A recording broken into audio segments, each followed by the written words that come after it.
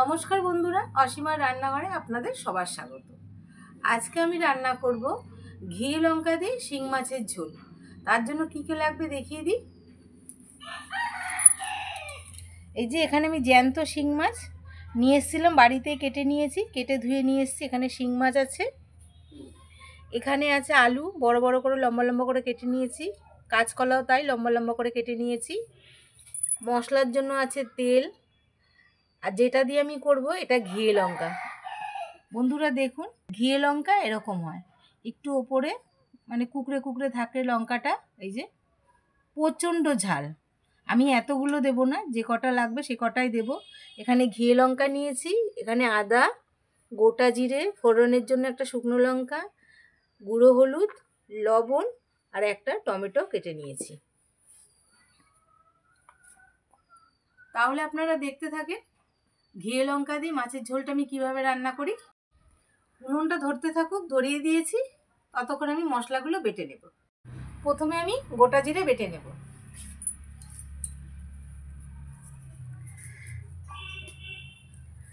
শিং মাছের ঝোলে মশলা খুবই অল্প লাগে, অল্প মশলা দিয়ে শিং মাছের ঝোল ভালো হয়। জিরে দিয়ে দিলাম, জিরেটা বেটে নেব।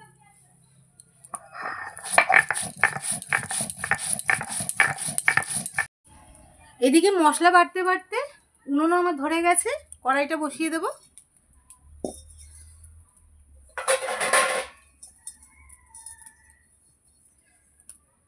কড়াইয়ের মধ্যে তেল দিয়ে দেবো।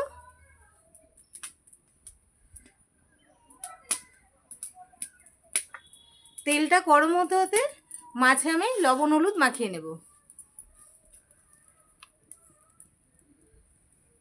লবণ, হলুদ,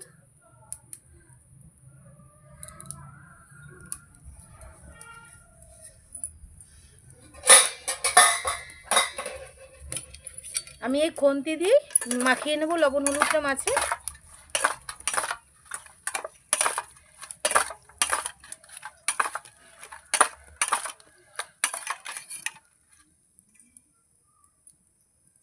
লবণ হলুদ মাখা হয়ে গেছে, এদিকে আমার তেলও গরম হয়ে গেছে।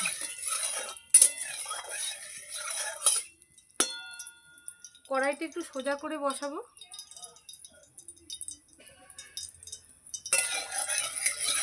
এবার মাছগুলো দিয়ে দিচ্ছি, সব দেবো না, অর্ধেক অর্ধেক করে ভাজবো।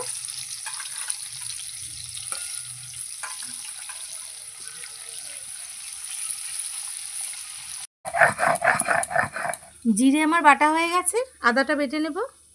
এই যে এক টুকরো আদা নিয়ে নিয়েছি।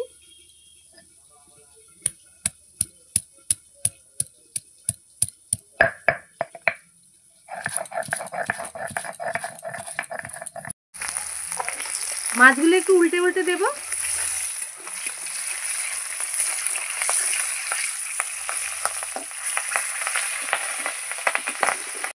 মাছ ভাজা হয়ে গেছে আমার, তুলে নিচ্ছি। এই যে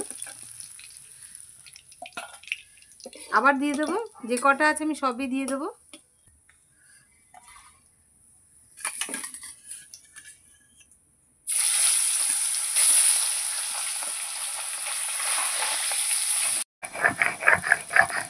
আদা জিরে বাটা হয়ে গেছে, এবার এই যে ঘিয়ে লঙ্কাগুলো বাটবো, সবগুলো দেবো না, এই লঙ্কা প্রচণ্ড ঝাল। আমি এই যে 3টে লঙ্কাই দেব, আর বাদ বাকি রেখে দিচ্ছি। প্রচুর ঝাল, এই লঙ্কা একটা কেউ খেতে পারে না।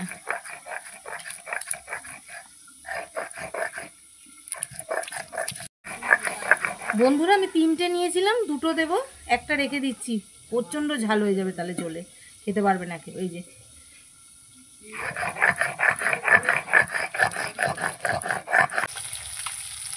বন্ধুরা মাছগুলো একটু উল্টে দেবো।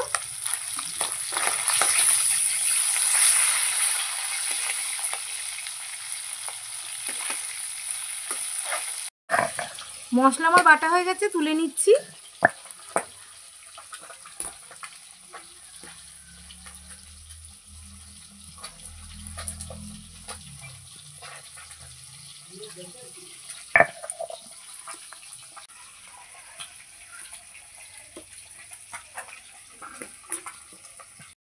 পরের মাছগুলো আমার ভাজা হয়ে গেছে, তুলে নিচ্ছি।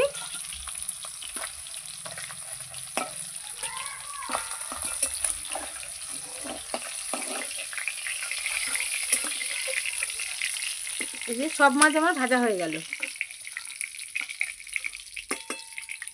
কড়াইতে আমি আর একটু তেল দেবো। এবার আমি মাছের ঝোলটা করব। প্রথমে দেবো গোটা জিরে, একটা শুকনো লঙ্কা,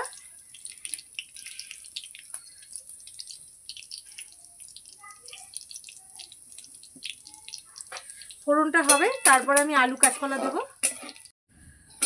ফোড়নটা আমার হয়ে গেছে, এবার আমি আলু কাঁচকলাটা দিয়ে দিচ্ছি।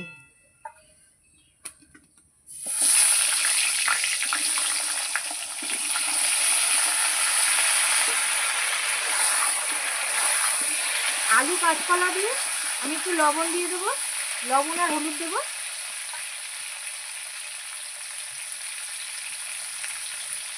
হলুদ, লবণ, ভালো করে নেড়ে চেড়ে নেব। আলু আর কাঁচকলা ভালো করে ভেজে নেব। একটু ঢাকা দিয়ে দিচ্ছি, তাড়াতাড়ি ভাজা হয়ে যাবে। ঢাকাটা তুলে দেখব।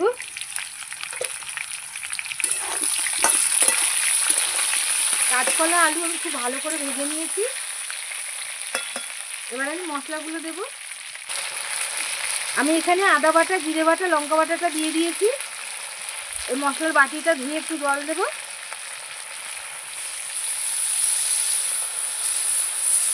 এবার দেব লবণ, লবণ, হলুদ, টমেটোটাও দিয়ে দেব। এবার আমি ভালো করে আলু কাঁচকলার সঙ্গে মশলাটা কষিয়ে নেব। মশলাটা একটু সময় নিয়ে কষাতে হবে, তাহলে তরকারিটা খেতে ভালো লাগবে।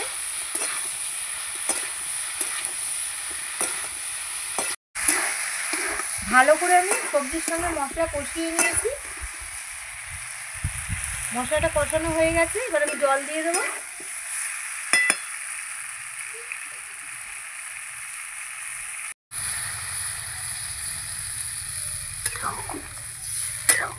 জল দিয়ে দিলাম। এবার একটু ভালো করে নাড়িয়ে নেব।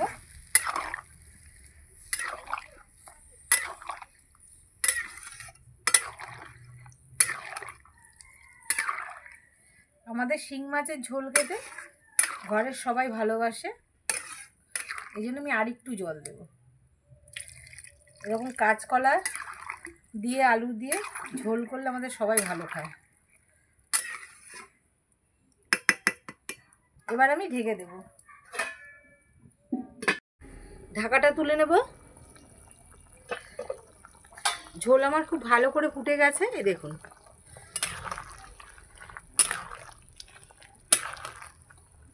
এবার মাছটা দিয়ে দেবো। এই যে শিং মাছটা ভেজে রেখেছিলাম, মাছটা দিয়ে দিচ্ছি।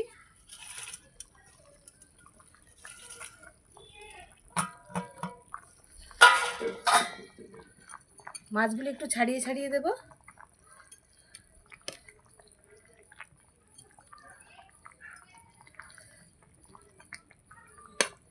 এবার আমি আবার ঢেকে দেব।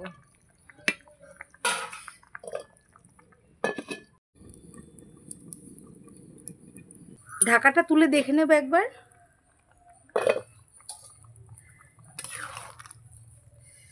দেখবো আলু সিদ্ধ হয়েছে কিনা। এই দেখুন আলু কত সুন্দর সিদ্ধ হয়ে গেছে। কাঁচকলা আমার সিদ্ধ হয়ে গেছে। এবার আমি নামিয়ে নেব।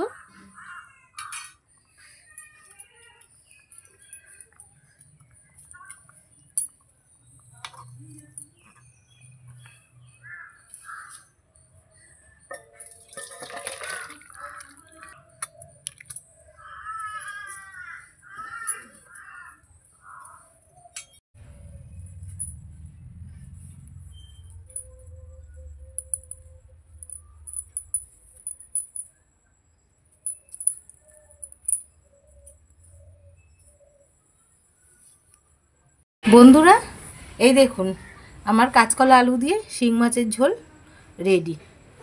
কালারটা কি সুন্দর এসছে দেখুন, কাঁচা লঙ্কার হলে কি হবে, কালারটা খুব সুন্দর এসছে, ঝোলের রঙটা।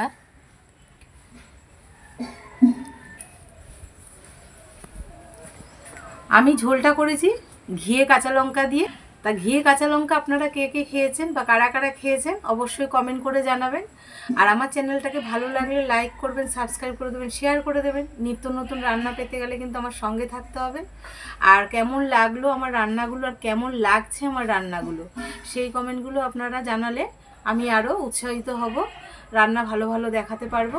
আর আমার সঙ্গে এতক্ষণ থাকার জন্য অনেক অনেক ধন্যবাদ। নমস্কার, জয় মাতা দি।